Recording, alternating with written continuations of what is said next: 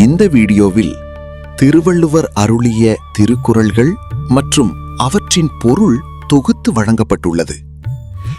தேசக்குறள் TV வழங்கும் திருக்குறள் தொடர் தொகுப்பு நா. விஜயகுமார் BE. திருக்குறள் விளக்கம் வழங்குபவர் நா. விஜயகுமார் PE. திருக்குறள் 16ஆம் அதிகாரம் பொறையுடைமை.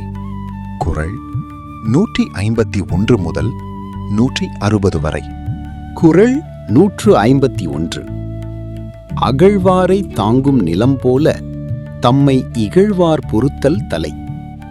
பொருள்: நிலம் தன்னை அகழ்பவர்களையும் தாங்குவது போல தம்மை இகழ்பவர்களை பொறுத்துக் கொள்வது உயர்ந்த குணம். குறள் 152. பொறுத்தல் இறப்பினை என்றும் அதனை மறத்தல் அதனினும் நன்று. பொருள்: பிறர் செய்த தீங்கை பொறுப்பது நல்லது, அதை மறந்து விடுவது அதைவிடச் சிறந்தது. குறள் 153.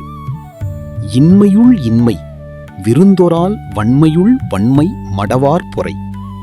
பொருள்: வறுமையில் மிகக் கொடியது விருந்தினரை போற்ற முடியாமை, வலிமையில் மிகப் பெரியது அறியாதவர்களின் தவறுகளை பொறுப்பதே. குறள் 154. நிறையுடைமை நீங்காமை வேண்டின் பொறையுடைமை போற்றி ஒழுகப்படும்.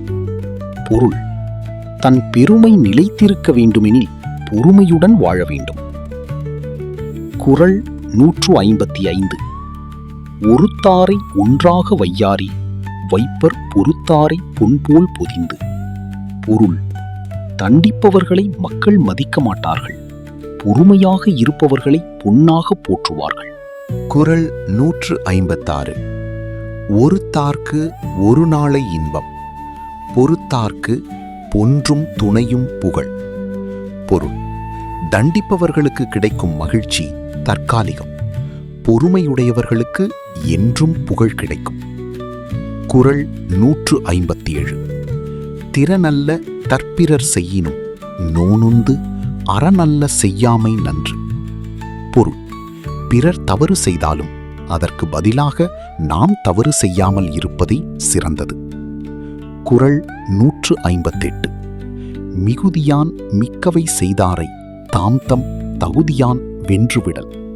பொருள்: தீங்கு செய்தவர்களை பழிவாங்காமல் தன் நல்ல குணத்தால் வெல்வதை உயர்ந்த செயல். குறள் 159. துறந்தாரின் தூய்மையுடையர் இறந்தார்வாய் இன்னாச்சொல் நோக்கிற்பவர். பொருள்: பிறர் கூறும் கடுஞ்சொற்களை பொறுத்துக் கொள்பவர்கள் துறவிகளைப் போல தூய்மையானவர்கள். குறள் 160. உண்ணாது நூற்பார் பெரியர் பிறர் சொல்லும் இன்னாச்சொல் நோக்கிற்பவரின் பின்.